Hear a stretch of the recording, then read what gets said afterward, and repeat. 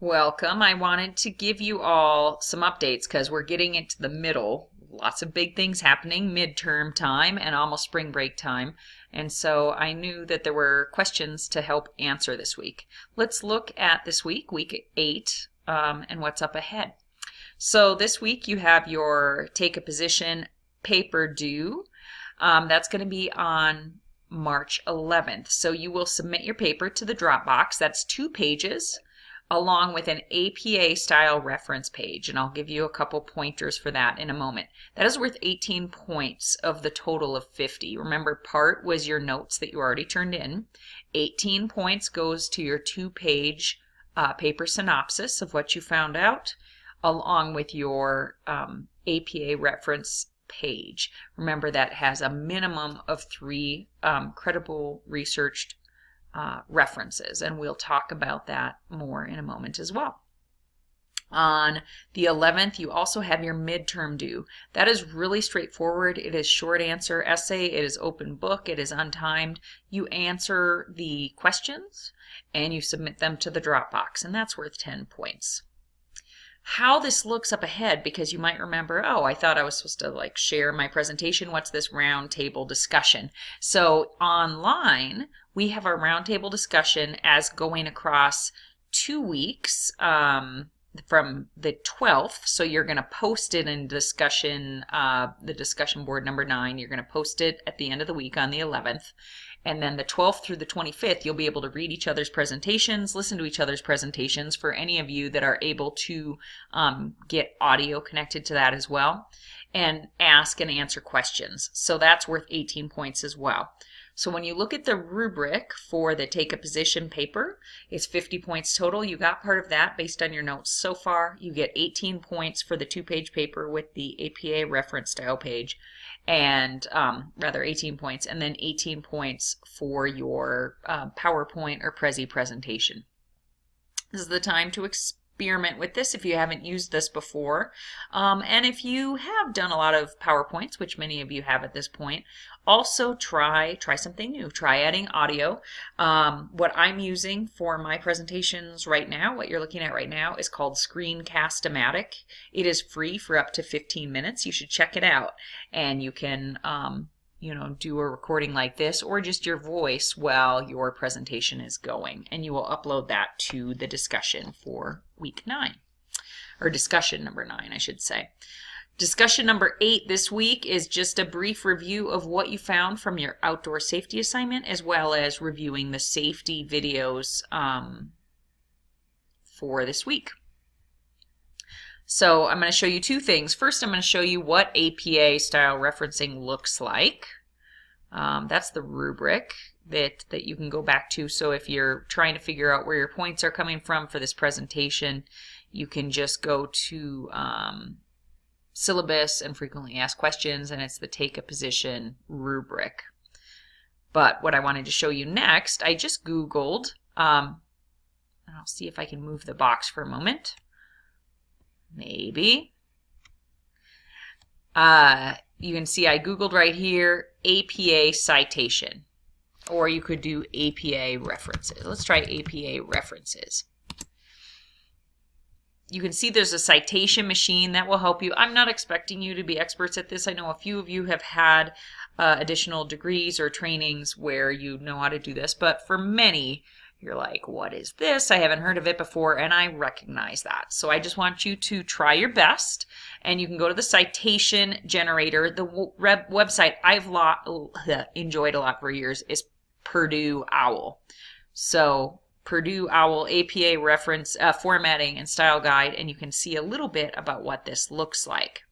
So once you get in, it looks like this, and it'll show the basics of how to reference a paper, or rather a journal or something that you're looking up. I'm going to show you a reference page. So here's basic rules for a reference list. Let me find the reference page for you here. I'm going to click on sample paper. So I clicked on sample paper. You don't need to worry about all of this for this paper, but it is nice to see where the title and your name goes.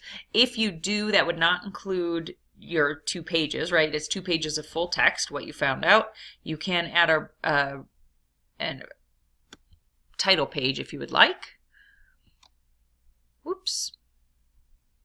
I'm going to try to get to the next page.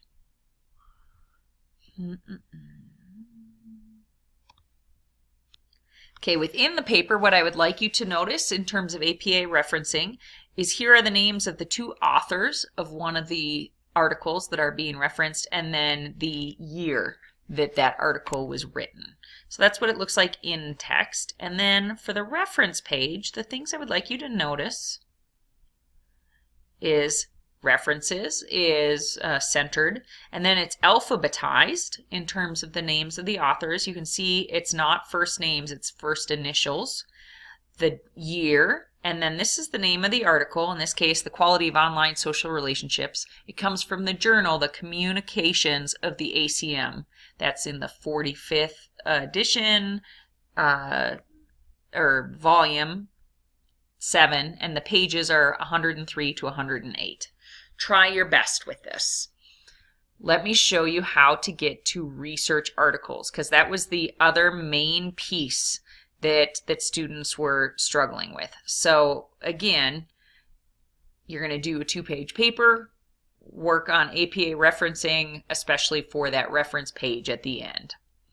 So some of you got stuck with, how do I do this? How do I find a research article? So one would be if you know that it's a reputable source. So like NAEYC, the National Association for Educators of Young Children. You can find some position papers there. I'd really like you to get used to finding articles that are professional as well. So let's look at that for a moment. I'm going to go to our school website, www.frontrange.edu. Okay. And once I get there, I'm going to scroll down, and if you go to the bottom of the page, near the bottom, you can see that there are links. So I'm going to click on Libraries.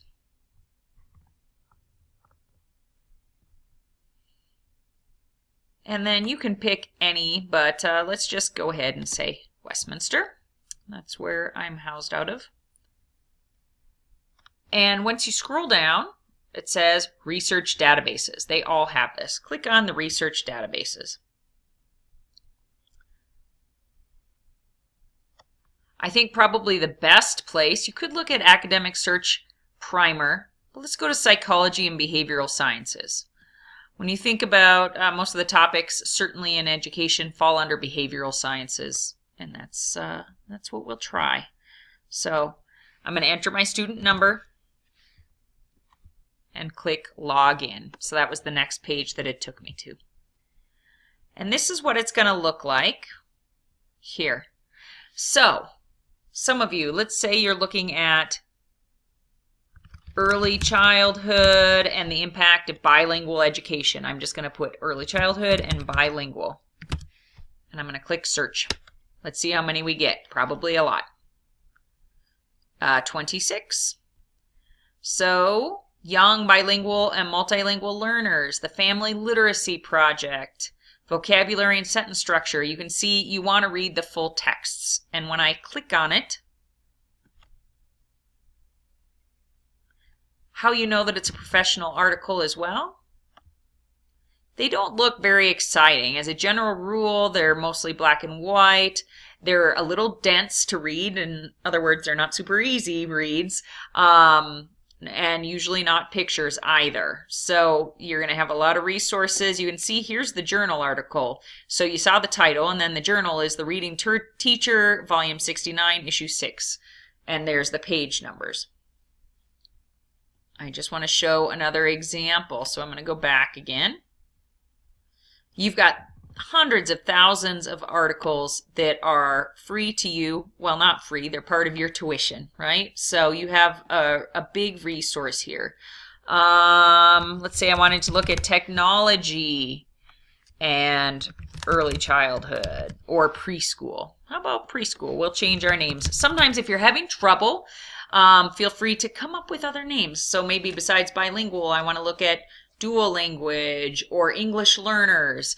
Instead of technology and early childhood, I'm trying technology and preschool. So you play with different terms. If you get too many, let's say I got too many, here's 80 results for technology and preschool. So let's try technology and preschool, and I want to see the benefits, like what's good about it. Let's see what happens there. Now I got to 3.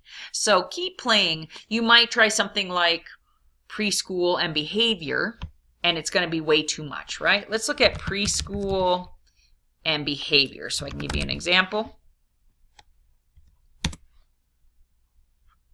I clicked search. Yeah, 1,676, right? Too much. So how about preschool and behavior and management? So I want to learn how to manage preschool behaviors. Now there's 129. So there's less, and some are not going to be good. So you just keep playing, and then you can look through and read first the synopsis, the short summary, and then you can click into the PDF full text to read the whole thing. So that gives you a little bit of how to do it. Go to the Front Range website, go to the library, click on those academic databases, and I would typically try psychology and social sciences to get the best research articles.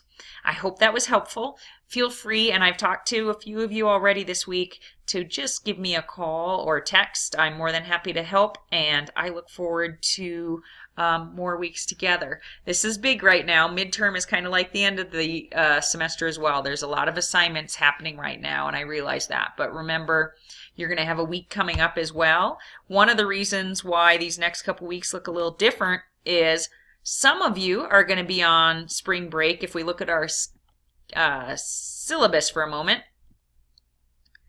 Larimer County is on spring break in the middle of March, and then Westminster and Boulder are at the end of March. So you're going to have a week off somewhere in there. You are welcome, if you're at Larimer, for instance, to take off with Westminster or vice versa, because we have students from both campuses. You'll pick one to take a week off on, and then make sure that you're staying caught up with a lot of these assignments. So at one point, though, you're going to take 1 week off or the other, and I'll be continuing to grade on and off. I will be taking the that last week, the 26th to the 30th off, and will be largely unavailable for part of that, as I'm taking a big vacation away from technology. So there'll be 6 days where, maybe I can get to a computer, but I'll give you a number in case of emergencies, but I'll be off at this time along with students, and then we'll be catching back up at the end of that. So I hope this was helpful. Just looking at that recap again of things that you have to do. There you go. Moving my face out of the way of this box here. You've got your take a position, the 2-page paper with the notes, with the reference page due on the 11th. You've got your midterm due on the 11th. And again, it's just a few, like what is NACCE? What are some of these authors? It's short answer, short essay, open book. And that should be quite self-explanatory. Those are both, there'll be 2 drop boxes for these. And then at the end, on the 11th, you'll also be turning in a presentation for your take a position paper. That's going to be PowerPoint, just the main points. Audio as well, around 20 slides, just try your best.